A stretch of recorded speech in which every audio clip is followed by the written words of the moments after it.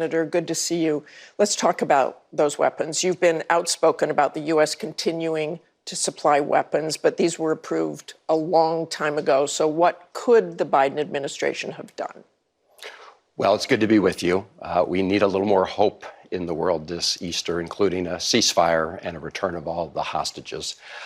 Look, the Biden administration had been planning to submit to Congress a new round of weapons proposals.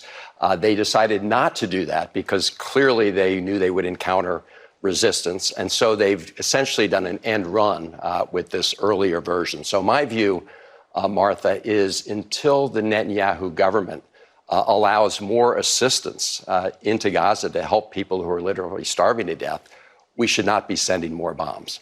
Do you think they should have tried to stop this, just not sent more weapons? I think the Biden administration needs to enforce the president's request. He's made two very simple requests. One, allow more humanitarian assistance into Gaza. The president said no excuses. He's also said it's a red line for him to have an invasion of Rafah.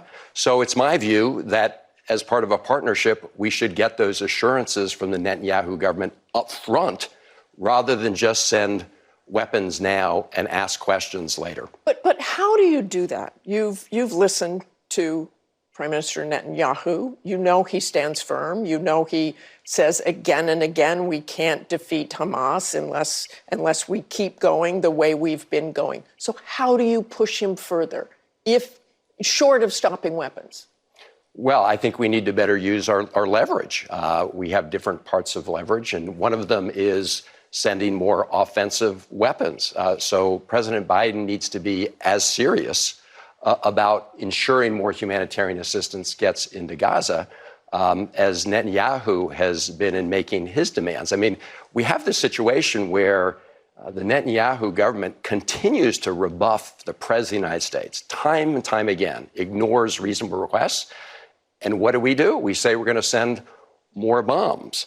My view is that a partnership needs to be a two-way street, not a one-way blank check with American taxpayer dollars. So this is not about saying we're not going to provide any more weapons. It's about saying, hey, we have requests. Don't let people starve to death.